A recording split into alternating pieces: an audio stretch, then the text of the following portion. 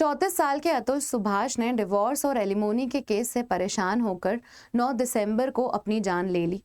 और इस इंसिडेंट से इंडियन सोसाइटी में बहुत तरह की डिबेट्स और डिस्कशंस शुरू हो गए, जिसमें सबसे पहला सवाल पूछा गया कि क्या हमारे लॉज या फिर हमारा जुडिशियल सिस्टम जो है वो विमेन को फेवर करता है और मेन के अगेंस्ट में डिस्क्रिमिनेट करता है।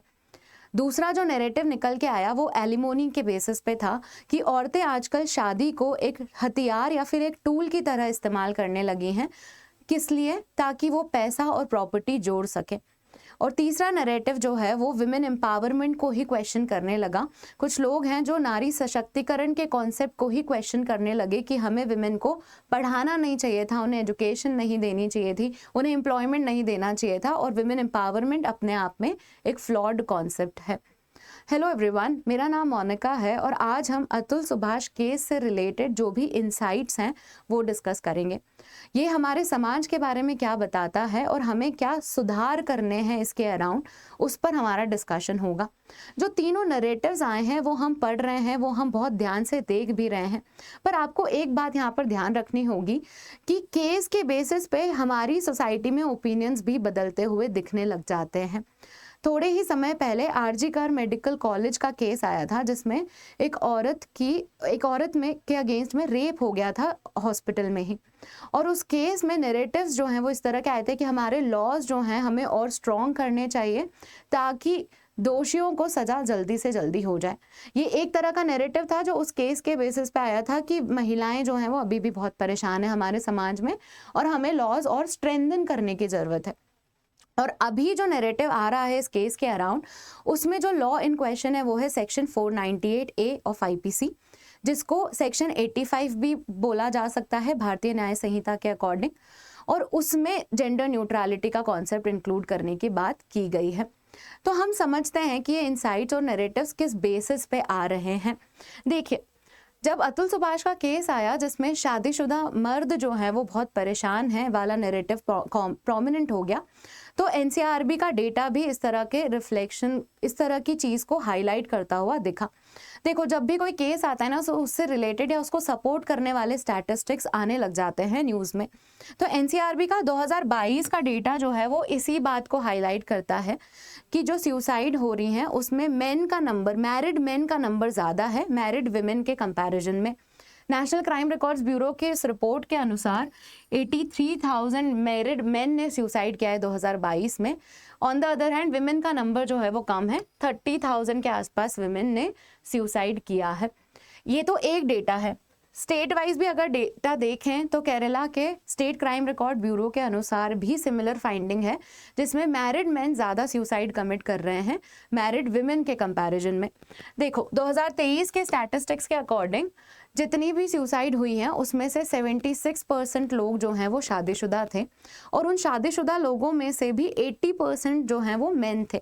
एग्जाम्पल नंबर लें अगर हम, तो 100 अगर लोगों ने सुसाइड किया है 2023 में केरला में, तो उसमें से 76 लोग जो हैं वो शादीशुदा हैं, और इस 76 का 80% जो नंबर है वो मेन है, मतलब कि 60 लोगों ने सुसाइड किया है। इस तरह की फाइंडिंग्स आई जिसमें लोग जो है कहने लगे कि फैमिली प्रेशर, मेंटल हेल्थ की वजह से मैरिड मेन ज़्यादा परेशान है और हमारे लॉज जो हैं वो एक फाइनल रिलीफ नहीं दे पाते हैं इस प्रॉब्लम का, जिसकी वजह से वो सुसाइड करते हैं।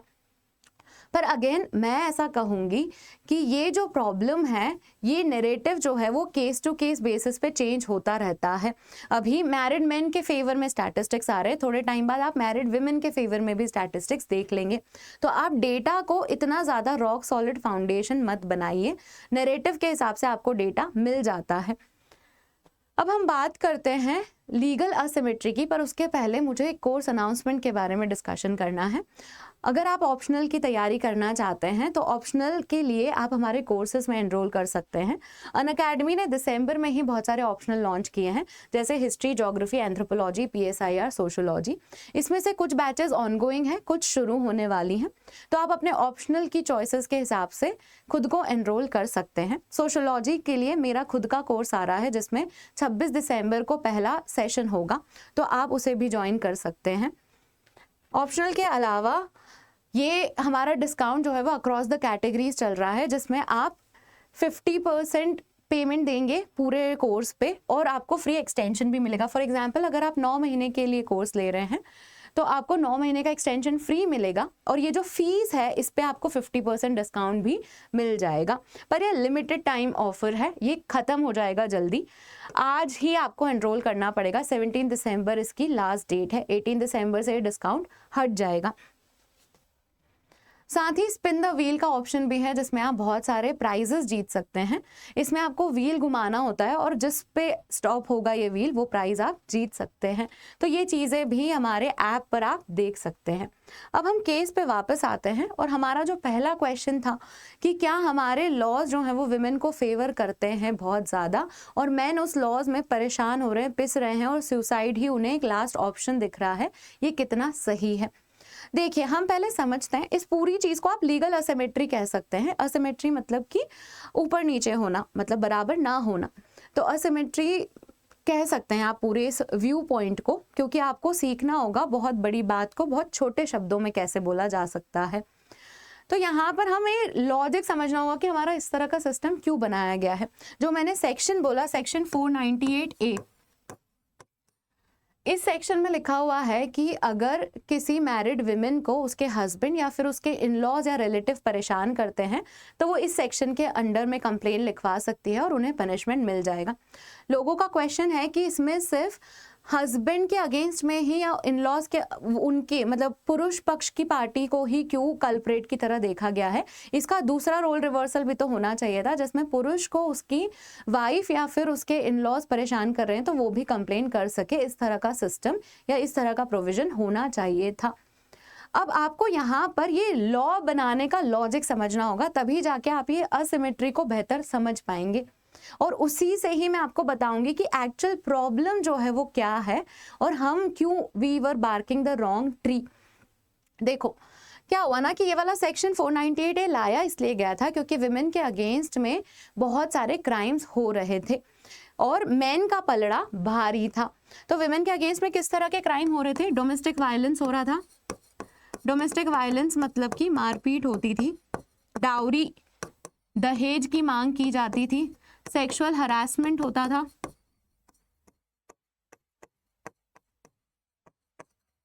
शादी करके उन्हें छोड़ दिया जाता था, इनफ कॉम्पनसेशन नहीं मिलता था। ये सारी प्रॉब्लम्स विमेन के अगेंस्ट में हुआ करती थी जिसकी वजह से विमेन शादी में परेशान रहा करती थी। अब इस सिस्टम को, ये वाली प्रॉब्लम्स अभी भी एग्जिस्ट करती है। आप स्टैटिस्टिक्स देखेंगे तो आपको मिल जाएगा कि domestic violence, dowry, sexual harassment के क्राइम्स होते हैं विमेन के अगेंस्ट में आज भी। तो ये जो इम्बैलेंस है या फिर ये जो इम्बैलेंस दिख रहा है हमें, उसको करेक्ट करने के लिए विमेन को कुछ राइट्स दिए गए थे ताकि ये जो समाज है ये बराबरी पे आ जाए। तो ये राइट्स जो है उनमें ही सेक्शन 498A भी था, इसीलिए ये बैलेंस जो है वो करेक्ट करने की कोशिश की गई थी। ये सारी जो प्रॉब्लम्स हैं जिसमें विमेन परेशान होती है, इसको हम एक ब्रॉडर टर्म में डिफाइन कर सकते हैं और उसका नाम है पेट्रियार्की। ये सारी प्रॉब्लम्स क्या है? एक सिस्टम की प्रॉब्लम है जो हमारे समाज में फॉलो होती है, उसका नाम है पेट्रियार्की, जिसमें औरतें जो हैं उनको सबऑर्डिनेट किया जाता है और मेन को बहुत सारे अधिकार दिए जाते हैं या मेन को अथॉरिटी की पोजीशन पे रखा जाता है और विमेन को सप्रेस किया जाता है। और इस इम्बैलेंस को करेक्ट करने के लिए ही ये सेक्शन बनाया गया था। अब ये जो लॉजिक है ये आज भी अप्लाई होता है क्योंकि बहुत सारी जगह पे आप देखेंगे कि औरतें परेशान हैं इन सारी प्रॉब्लम्स से और इसीलिए उन्हें एम्पावर करने की ज़रूरत है लॉ के थ्रू। अब ये जो अतुल सुभाष का केस है वो हम देख रहे हैं इस लॉ का मिसयूज का केस, जिसमें एम्पावर्ड विमेन जो हैं वो इस लॉ को यूज़ करती हैं एक टूल की तरह पे ताकि वो अपने इंटरेस्ट की बात रख सकें या फिर अपना और फ़ायदा देख सकें। तो यहाँ पर जो हमने पूरा केस देखा अतुल सुभाष का, वो पेट्रियार्की का ही मैनिफेस्टेशन है, क्योंकि अगर हमारे समाज में ये वाली प्रॉब्लम्स हट जाएं तो हमें इन लॉज की ज़रूरत नहीं होगी और ये लॉज को हम जेंडर न्यूट्रल कर पाएंगे ताकि समाज में बैलेंस बना रहे। ये जो लीगल असिमेट्री है ना, ये हमारे समाज की असिमेट्री के कारण है। और ये समाज की असिमेट्री किस वजह से है? पेट्रियार्की की वजह से। ये जो इम्बैलेंस है ये समाज में है, जिसको ठीक करने के लिए लॉज बनाए गए थे। अब ये लॉज जो हैं ये हो सकता है कि कुछ लोग मिसयूज कर रहे हों, पर ये असिमेट्री तो अभी भी है ना समाज में। ऐसा थोड़ी कि ये सारी प्रॉब्लम्स नहीं होती समाज में, ये होती हैं। इस वजह से इन लॉज की ज़रूरत पड़ती है, और इन लॉज की ज़रूरत जब तक रहेगी तब तक ये असिमेट्री बनी रहेगी। तो हम यहाँ पे जो प्रॉब्लम हमें आइडेंटिफाई हुई है वो प्रॉब्लम है पेट्रियार्की की, और जब तक पेट्रियार्की ठीक नहीं होगी तब तक ये लॉज हम जेंडर न्यूट्रल नहीं कर पाएंगे। बेल हुक्स बहुत अच्छे एक अमेरिकन ऑथर हैं, उनका एक बहुत अच्छा स्टेटमेंट है जो यहाँ पे बहुत फिट हो रहा है। वो स्टेटमेंट है कि patriarchy has no gender. Patriarchy जो है वो एक ऐसा सिस्टम है जिसमें मेन को फेवर मिलता है और विमेन को सप्रेस किया जाता है। पर आप देखेंगे तो पेट्रियार्की एक ऐसा सिस्टम है जिसमें किसी का भी भला नहीं होता। जो लॉज बने थे वो पेट्रियार्की को काउंटर करने के लिए बने थे, और एट द एंड क्या हुआ? मेन ही उससे हार गए। तो patriarchy has no gender. Patriarchy की जो प्रॉब्लम है वो ठीक करनी पड़ेगी, तभी जाके हम जेंडर न्यूट्रल लॉज देख पाएंगे। अगर समाज में सिमेट्री रहेगी तभी तो लॉज में सिमेट्री हो पाएगी। अब हम नेक्स्ट नरेटिव पे आते हैं, जिसमें मैंने आपको डेटा बताया था कि मैरिड मैन जो हैं वो ज़्यादा सुसाइड कर रहे हैं।